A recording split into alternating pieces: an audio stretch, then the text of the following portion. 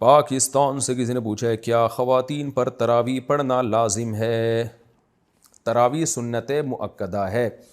سنت مؤکدہ کہتے ہیں جو فرض کی طرح اور واجب کی طرح تو نہیں ہوتی، لیکن وہ عام سنتوں کی طرح بھی نہیں ہوتی کہ اس کو چھوڑنے والے کو ملامت ہی نہ کی جائے، تو اس کو سنت مؤکدہ کہتے ہیں. عام سنتوں سے زیادہ تاکید ہے اس کی، کیونکہ نبی صلی اللہ علیہ وسلم نے جہاں بھی صیام رمضان کا ذکر کیا، قیام رمضان کا بھی ساتھ میں ذکر کیا. دن کا روزہ رات کا قیام، دن کا روزہ رات کا قیام. تو یہ قیام کیسے ہوگا؟ نبی صلی اللہ علیہ وسلم نے 3 دن یہ قیام کر کے بتایا کہ ایسے ہوگا. اس میں کتنی رکعتیں پڑھی یہ معلوم نہیں. پھر حضرت عمر رضی اللہ تعالیٰ عنہ کے عمل سے ہمیں پتہ چلا کہ بھئی وہ اس طرح سے 20 رکعتیں ہوں گی، کیونکہ پھر پوری دنیا میں حضرت عمر نے اسی کو رائج کیا اور چاروں اماموں کا اس پر اتفاق ہوا کہ 20 رکعت سے کم تراویح نہیں ہے. تو اس سے پتہ چلا کہ یہ جو قیام رمضان ہے نا، یہی تراویح ہے، اور کم سے کم یہ 20 رکعتیں. تو اس لیے، اور یہ سنت مؤکدہ ہیں کیونکہ ان کی بہت زیادہ تاکید ہے.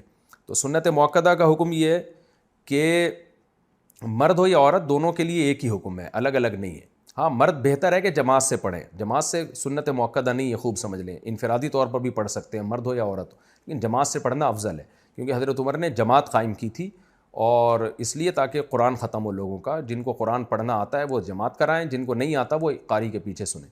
تو اب خواتین پہ تو مسجد کی جماعت فرض نماز بھی لازم نہیں ہے، تو تراویح کہاں سے لازم ہوگی؟ تو اس لیے خواتین بہتر ہے گھر میں تراویح پڑھیں. مسجد جانا چاہیں تو ہماری رائے تو یہی ہے کہ اس زمانے میں ان کو مسجد جانے کی بھی اجازت ہے، حدیث میں اس کی ثبوت ملتا ہے. اور تراویح میں تو ہمیں ملتا ہے کہ اسلاف اپنے عورتوں کو بھی تراویح کی نماز میں لایا کرتے تھے.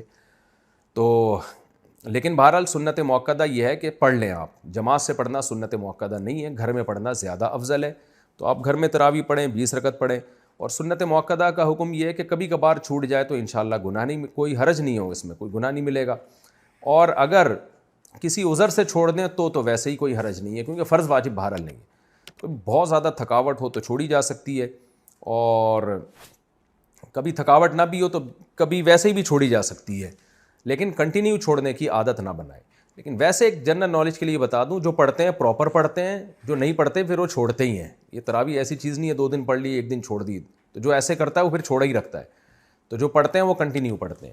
تو نبی صلی اللہ علیہ وسلم نے جب بہت زیادہ تراویح کی فضیلت بیان کی ہے، قیام رمضان کی فضیلت بیان کی ہے، جس کو بعد میں اسلاف نے نام تراویح کا دیا، تو آپ کو چاہیے کہ اس سے قطع نظر کہ یہ سنت مؤکدہ ہے یا غیر مؤکدہ، آپ یہ فضیلت حاصل کریں. کیونکہ شاعر نے کہا ہے تمتع من شمیم عرار نجد فما بعد العشیۃ من عراری، کہ ایک خوشبو ہوتی ہے جیسے رات کی رانی کی خوشبو، یہ رات کے بعد ختم ہو جائے گی. تو تراویح کی فضیلت بھی رمضان کے بعد ختم.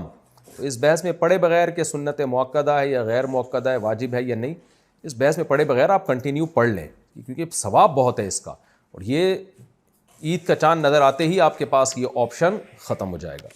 لیکن حکم یہی ہے کہ سنت مؤکدہ ہے.